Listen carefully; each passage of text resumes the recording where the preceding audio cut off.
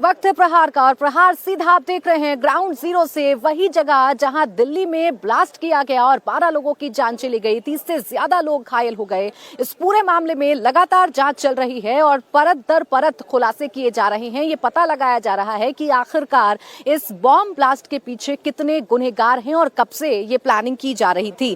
फरीदाबाद से लेकर लखनऊ और लखनऊ से लेकर जम्मू कश्मीर तक जबरदस्त हलचल इस वक्त देखने को मिल रही है। डॉक्टर्स के टेरर नेटवर्क पर ताबड़तोड़ एक्शन इस वक्त जारी है। दिल्ली धमाके में डॉक्टर्स के टेरर मॉड्यूल्स के साथ कट्टरपंथी मौलवियों का जो नेक्सस है उसे पता लगाने की कोशिश की जा रही है, उसका भंडाफोड़ करने की कोशिश की जा रही है। हरियाणा और जम्मू कश्मीर से साजिश के जो तार हैं वो इस वक्त जुड़ रहे हैं। फरीदाबाद, सहारनपुर से आतंकी जो हैं डॉक्टर्स वो पकड़े गए हैं जो कई संदिग्ध गतिविधियों में लिप्त थे। जांच एजेंसियों को धमाके से जुड़े क्या क्या अभी तक सबूत मिले हैं, क्या क्या अभी तक कनेक्शन सामने आया है, इसकी एक एक डिटेल आपको दिखाऊंगी। लेकिन उससे पहले इस वक्त की बड़ी खबर आपको बता देते हैं। बड़ी खबर यह है कि धमाके का सबसे नया सीसीटीवी फुटेज इस वक्त सामने आया है। ये सीसीटीवी फुटेज लाल किले की पार्किंग का है। 10 नवंबर की दोपहर 3:19 पर I-20 कार लाल किले की पार्किंग में गई थी। गाड़ी में डॉक्टर उमर सवार था। उमर 3 घंटे तक गाड़ी में ही बैठा रहा, पार्किंग में ही बैठा रहा। किसके ऑर्डर का वो इंतजार कर रहा था, क्या प्लानिंग कर रहा था 3 घंटे गाड़ी में बैठकर, ये सब कुछ अभी जांच का विषय है। कहां से ऑर्डर आया, कौन उसे हैंडल कर रहा था, ये सब कुछ अभी जांच का विषय है। लेकिन जो नया वीडियो इस वक्त सामने आया है, ये नया सीसीटीवी फुटेज है जो कि पार्किंग का है, जहां पर उमर I-20 कार को लगाकर लगभग 3 घंटे उसी गाड़ी में बैठा रहा। आपको बता दें कि शाम 6:50 पर लाल किले के पास इस गाड़ी में धमाका हुआ। धमाके का नया वीडियो भी सामने आ गया है, वो भी मैं आपको दिखाऊंगी। उसमें साफ नजर आ रहा है कि धमाके के बाद इलाके में कैसे अफरा तफरी मची हुई है, कैसे सभी लोगों में दहशत पैदा हो गई। लोग इधर उधर भागने लगे क्योंकि अचानक से शाम के वक्त जब यहाँ भीड़ भाड़ वाला इलाका होता है, जब यहाँ बड़ी संख्या में लोग होते हैं, जब यहाँ बड़ी संख्या में लोग इकट्ठा होते हैं, यहाँ से जा रहे होते हैं, उस वक्त यहाँ धमाका होता है जिसकी वजह से लोगों में दहशत पैदा हो जाती है। इस वक्त एक और बड़ी खबर है जो दिल्ली ब्लास्ट पर मिल रही है। बहुत बड़ी खबर यह है कि सुरक्षा एजेंसियों को 300 किलो विस्फोटक की तलाश है, 300 किलो अमोनियम नाइट्रेट की तलाश है। हिंदुस्तान में 3200 किलो विस्फोटक की खेप आई थी। बांग्लादेश के बाद नेपाल के रास्ते भारत आया था विस्फोटक। तो ये इस वक्त की बड़ी खबर हम आपको बता रहे हैं कि जो विस्फोटक लगातार छापेमारी के साथ बरामद किया गया था, वो विस्फोटक कहां से लाया गया था, तो बांग्लादेश के बाद नेपाल के रास्ते ये विस्फोटक भारत आया था। मेरे सहयोगी विशाल इस वक्त हमारे साथ जुड़ गए हैं ज्यादा जानकारी के साथ। विशाल, बताइए क्या जानकारी मिल रही है इस विस्फोटक के बारे में?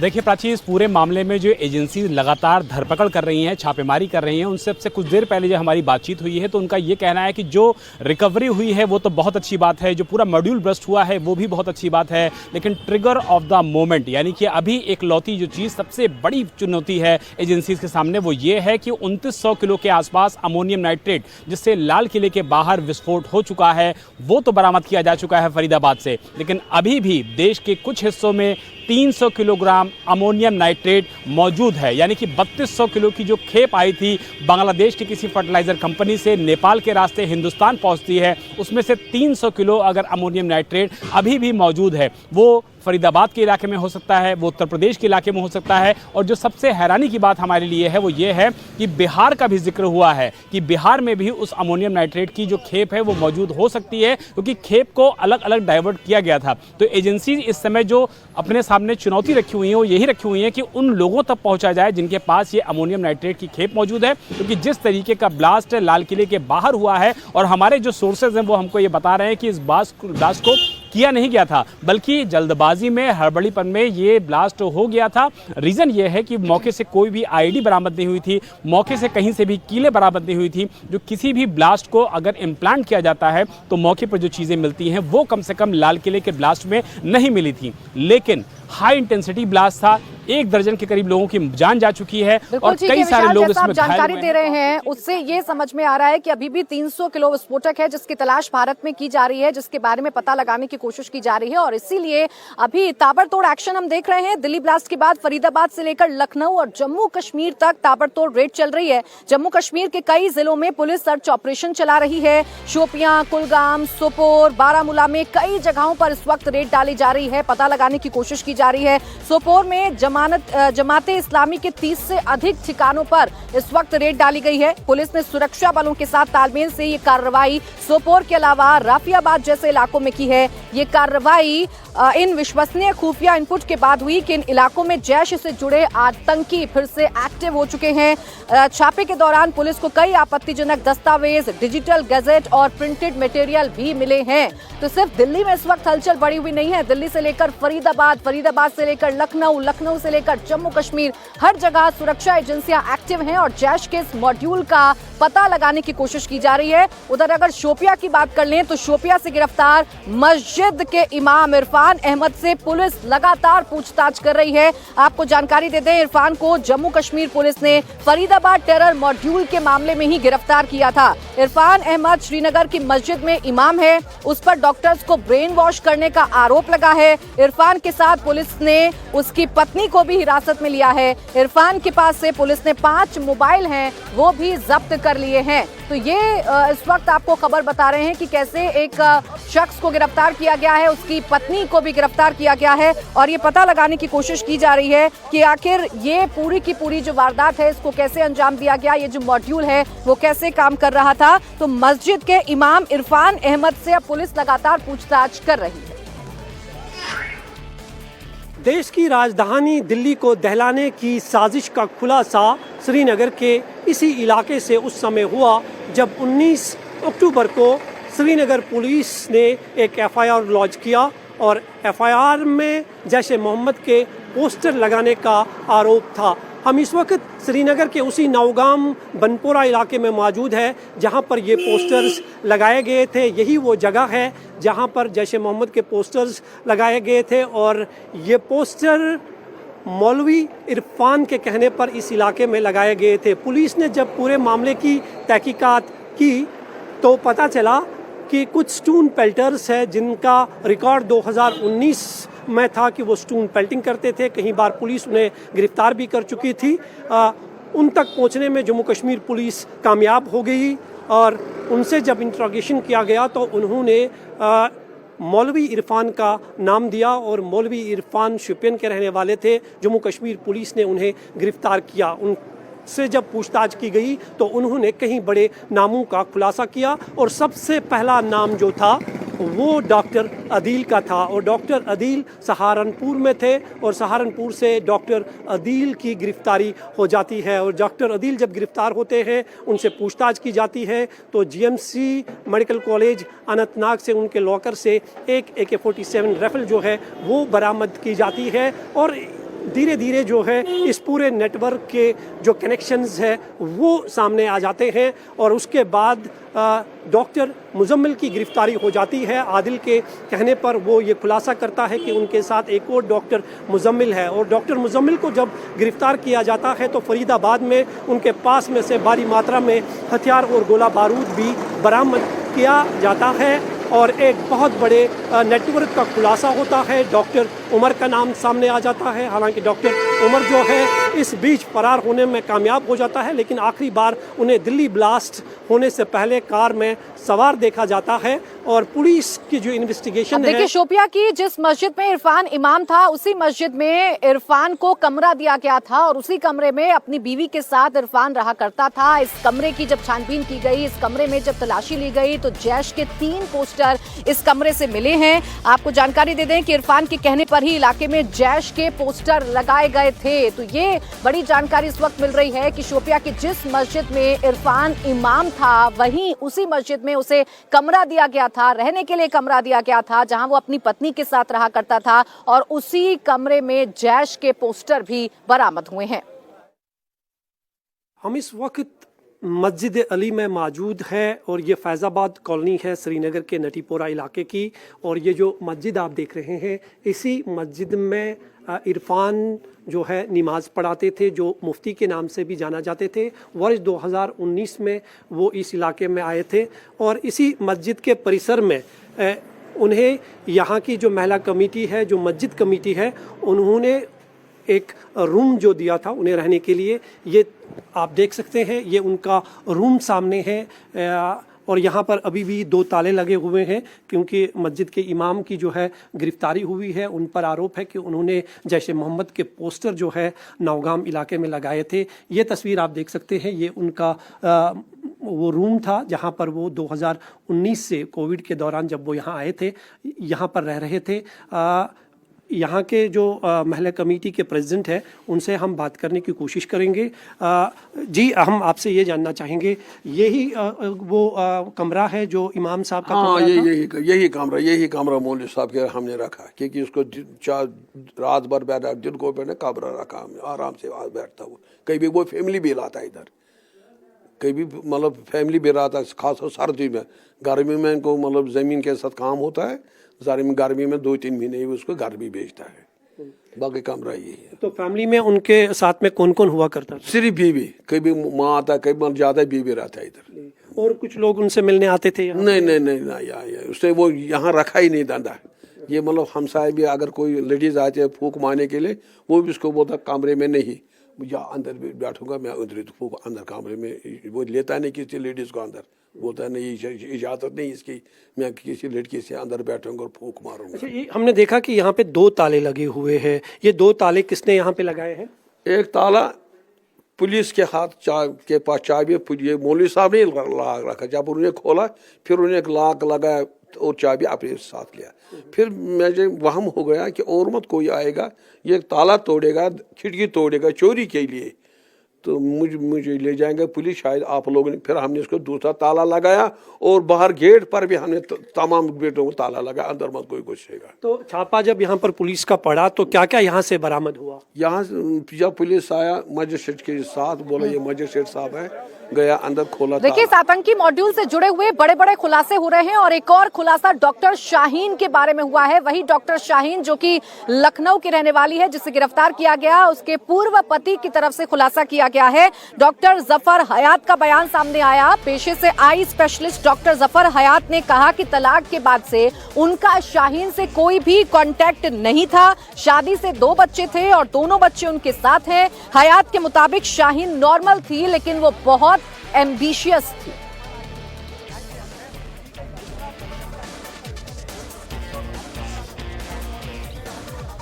तो ये देखिए, बड़े बड़े खुलासे हो रहे हैं। खुलासा यह है कि आतंकी मॉड्यूल में लखनऊ से गिरफ्तार डॉक्टर शाहीन के पूर्व पति डॉक्टर जफर हयात का बयान सामने आया है। डॉक्टर जफर हयात की बात करें तो ये पेशे से आई स्पेशलिस्ट हैं, शादी से 2 बच्चे हैं, दोनों ही बच्चे जफर हयात के साथ रहते हैं। और शाहीन के बारे में जो जानकारी उनकी तरफ से मिली है उसके मुताबिक वो बहुत नॉर्मल थी, लेकिन ज्यादा एम्बिशियस थी और तलाक के बाद से इन दोनों का कोई संपर्क नहीं था।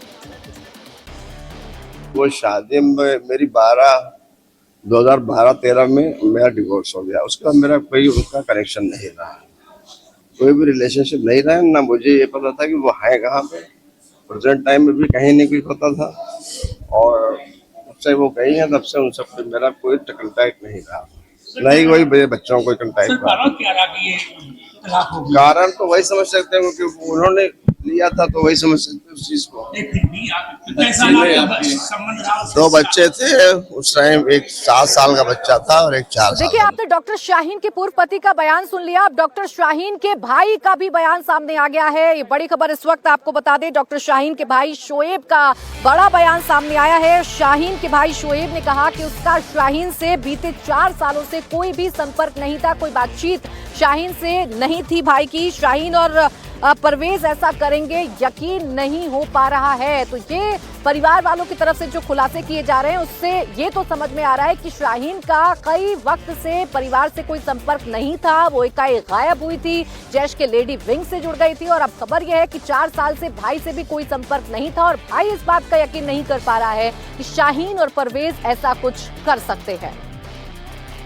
नॉर्मल जो है, बस उन्होंने जैसे ही उनकी जो पूछताछ जो करी, उन्होंने जो देखा वाला मतलब जो सर्च जो कर रहा था, तो उन्होंने सर्चिंग करी, उसके बाद जो है उन्होंने एक वो बना करके और जो है मतलब साइन करा के ले गए। फोन वगैरह, कॉल डिटेल वगैरह की भी जानकारी ली? नहीं, फोन कॉल तो डिटेल जानकारी तो भाई लेंगे ही भाई। घर उनके घर हमारा कोई नहीं आना जाना था। जब से वो घर जब से बना है तब से हमारा उनके वहाँ से आना जाना बिल्कुल खत्म था। शादी जो है हमारी बहन की महाराष्ट्र में जो है बहनोई थे हमारे, तो वो उनसे हुई थी। अब महाराष्ट्र में मैं शादी में भी नहीं जा पाया। अच्छा, एक्चुअली में मेरे को कोई वर्क आ गया था, मैं लखनऊ से बाहर था, इमरजेंसी में मैं गया हुआ था। वहाँ से फिर मैं लौट के जब आया तो उसी बीच मतलब ये बात पता चली कि शादी हो गई है, तो मैं वहाँ पे मतलब नहीं जा पाया। हस्बैंड जो है मतलब वो भी किसी प्राइवेट जॉब करते थे। अब मेरे को ये बिल्कुल क्लियर नहीं पता कहाँ पे हैं, क्या कर रहे हैं इस टाइम, कुछ नहीं मालूम। अच्छा, अब आपकी बहन का जिस तरीके से जिस संगठन से नाम जुड़ा है, क्योंकि घटना हुई दिल्ली में, बड़ी घटना रही, तो अब इसको किस तरीके से आप लोग देख रहे हैं? आप क्या कहेंगे? आपका क्या अपना मानना क्या है? नहीं, हमारी समझ से देखिए बिल्कुल सीधी बात है कि इन गतिविधियों में हमारे भाई बहन बिल्कुल लिप्त नहीं है। सीधी जो हमको जो लग रहा है ना। हाँ, हो सकता है। अच्छा, मुजम्मिल जो है, क्या मुजम्मिल नहीं, हम ये देखिए वही मैं बताया ना कि जितने लोग जो हैं। ठीक है। और दिल्ली ब्लास्ट पर सूत्रों के हवाले से इस वक्त एक और बड़ी खबर सामने आ रही है। बड़ी खबर यह है कि जो धार्मिक स्थल हैं उनको टारगेट करने की कोशिश की जा रही थी। अयोध्या और वाराणसी जैसे धार्मिक स्थलों को टारगेट करने की कोशिश थी। अयोध्या में बाकायदा स्लीपर सेल को एक्टिव किया गया था और स्लीपर सेल को एक्टिव करने का काम डॉक्टर शाहीन की तरफ से किया गया था। तो सिर्फ दिल्ली को दहलाने की साजिश नहीं थी, बल्कि देश के कई अलग अलग हिस्सों पर ये लोग नजर बनाए हुए थे, जिसमें खासकर अयोध्या और वाराणसी जैसे धार्मिक स्थल भी शामिल थे। जानकारी ये मिल रही है कि अयोध्या में स्लीपर सेल को एक्टिव कर दिया गया था और ये जो एक्टिव स्लीपर सेल को किया गया, ये डॉक्टर शाहीन की तरफ से किया गया था। स्लीपर मॉड्यूल को उसी ने एक्टिव किया था। तो लाल किला ब्लास्ट से जुड़ी हुई एक और बड़ी खबर इस वक्त आपके सामने रखते हैं। एनआईए ने कार धमाके की जो जांच है वो इस वक्त तेज कर दी है। ग्राउंड पर हम मौजूद हैं और यहीं पर एनआईए की जो टीम है वो लगातार जांच कर रही है, वो लगातार यहां से सबूत जुटाने की कोशिश कर रही है और ये पता लगाने की कोशिश कर रही है कि ब्लास्ट कैसे हुआ। एनआईए की टीम इस वक्त स्पॉट पर मौजूद है। एनआईए के 10 अधिकारी इस वक्त मौके पर हैं। एडीजी विजय सखारे की अगुवाई में टीम जांच कर रही है। एक एक सबूत जुटाया जा रहा है। टीम में आईजी, 2 डीआईजी, 3 एसपी और डीएसपी लेवल के अफसर जांच कर रहे हैं। विस्फोटक साजिश की जांच दिल्ली से लेकर जम्मू कश्मीर तक जारी है। फरीदाबाद में अल फलाह यूनिवर्सिटी में इस वक्त छापेमारी की जा रही है, जिस यूनिवर्सिटी से ये डॉक्टर्स जुड़े हुए थे। डॉक्टर मुजम्मिल के कमरे को भी सीज कर दिया गया है और 6 लोगों को हिरासत में लेकर पूछताछ की जा रही है। तो इस वक्त ताबड़तोड़ एक्शन हमें देखने को मिल रहा है। कुमार सोनू मेरे सहयोगी हमारे साथ जुड़ गए। जी कुमार, बताइए क्या इस वक्त चल रहा है? एनआईए जांच कर रही है। देखिए, बिल्कुल मैं आपको सबसे पहले तस्वीरें दिखा दूं जहां ब्लास्ट हुआ था। जो दूसरी गाड़ियां उसमें डैमेज हुई हैं, उनकी वीडियोग्राफी जो है वो एनआईए की टीम इस वक्त कर रही है। आप देखेंगे सामने एक टीम का सदस्य जो है वो कैमरे से पूरी वीडियोग्राफी कर रहा है और एक एक बारीकी डिटेल को जो है कैमरे में कैद किया जा रहा है, ताकि उसके बाद जो एनआईए की 10 सदस्यीय टीम जो बनाई गई है इन्वेस्टिगेट करने के लिए पूरी इस बम धमाके को, उसको जो है टीम जो है एनालाइज कर सके, वीडियो को ये देख सके कि कितना डैमेज हुआ है। और क्योंकि जब कोई भी इस तरह की घटना होती है तो उस दौरान तमाम जो एग्जिबिट्स हैं वो एफएसएल के पास होते हैं, तो उस दौरान तकरीबन 12 से 15 दिन तक वो तमाम जो एग्जिबिट्स हैं वो एफएसएल के पास रहते हैं। तो ऐसे में 15 दिनों तक जो है किसी भी तरह से जो जांच है वो उसकी गति धीमी ना हो, उसको ध्यान में रखते हुए ये तमाम एविडेंस कलेक्ट किए जाते हैं। आप देखें कि इस वक्त एनआईए के जितने भी टीम के सदस्य हैं वो इस वक्त मौके पर हैं और लगातार जो तमाम फोटोग्राफी, वीडियोग्राफी जो है वो स्पॉट की कर रहे हैं और साथ ही साथ दिल्ली पुलिस भी इस वक्त वहां पर मौजूद है। लेकिन आधिकारिक तौर पर जो जांच है वो एनआईए को सौंप दी गई है। फिलहाल लाल किले के सामने की जो सड़क है दोनों तरफ से बंद की हुई है आम पब्लिक के लिए। ट्रैफिक पुलिस ने एडवाइजरी भी जारी की है और इस वक्त स्पॉट की जो है एनआईए वीडियोग्राफी कर रही है। कल देर शाम जो है एनआईए को आधिकारिक तौर पर जांच सौंपी थी, गृह मंत्रालय की तरफ से सौंपी गई थी और अब यहां पर वीडियोग्राफी चल रही है, फोटोग्राफी चल रही है। एक एक पक्ष को जो है देखा जाएगा, उसको जांचा जाएगा और उसी के लिए जो है ये जो जांच है वो एनआईए की अब शुरू हो चुकी है। जी प्राची। जी बिल्कुल ठीक। देखिए सोनू, अब एनआईए इस वक्त यहाँ स्पॉट पर मौजूद है और एनआईए की टीम लगातार यहाँ पर कार्रवाई कर रही है, सबूत जुटाने की कोशिश कर रही है। तो वहीं अल फलाह यूनिवर्सिटी से जुड़ी भी इस वक्त की एक बड़ी खबर सामने आ रही है। यूनिवर्सिटी के अंदर मेडिकल कॉलेज का परिसर पूरी तरह से आइसोलेट कर दिया गया है। स्टूडेंट से पूछताछ हो रही है। अब तक 50 से ज्यादा स्टूडेंट से पूछताछ की जा चुकी है। दिल्ली ब्लास्ट और फरीदाबाद से विस्फोटक मिलने के बाद अल फलाह यूनिवर्सिटी में जो पड़ताल है वो लगातार जारी है, क्योंकि यहीं के 3 डॉक्टर्स उमर, मुजम्मिल और शाहीन इस पूरे मामले की धुरी में नजर आते हैं। इसलिए अल फलाह यूनिवर्सिटी के अंदर लगातार कल से टीम मौजूद है, पूछताछ कर रही है। जो साथी डॉक्टर्स हैं, जो कलीग्स हैं, उनसे पूछताछ की गई है और 50 से ज्यादा स्टूडेंट से अभी तक पूछताछ की जा चुकी है। आपको बता दें कि क्राइम ब्रांच ने मुजम्मिल का अल फलाह यूनिवर्सिटी का कमरा भी सीज कर दिया है। जिस कमरे में मुजम्मिल रहा करता था उस कमरे को सील कर दिया गया है। उसका लैपटॉप और आईडी भी इस वक्त जब्त कर लिया गया है और लैब के टेक्नीशियन से क्राइम ब्रांच जो है वो इस वक्त पूछताछ कर रही है। डॉक्टर मुजम्मिल का अल फलाह यूनिवर्सिटी का कमरा सीज हो गया है, उसका लैपटॉप आईडी जब्त कर लिया गया है और लैब के टेक्नीशियन से भी लगातार पूछताछ की जा रही है। धौज गांव में मुजम्मिल के ने कमरे का 2 महीने का जो एडवांस था वो दिया था। पहले दिन एडवांस पेमेंट किया, उसके 2 दिन बाद आकर एक्सप्लोजिव और सामान रखा। आपको बता दें पिछले वाले हिस्से यानी अंदर का कमरा मांगा था ताकि किसी की नजर में मुजम्मिल ना आ जाए, इसलिए उसके कमरे को सीज कर दिया गया है। उसके संपर्क में आए लोगों से लगातार पूछताछ की जा रही है। लैब टेक्नीशियन से भी जो क्राइम ब्रांच है वो लगातार पूछताछ इस वक्त करती हुई नजर आ रही है। यानी पूरी तरीके से पता लगाया जा रहा है कि दिल्ली में यहां अगर ब्लास्ट वाली साजिश रची गई तो इसके पीछे कौन है।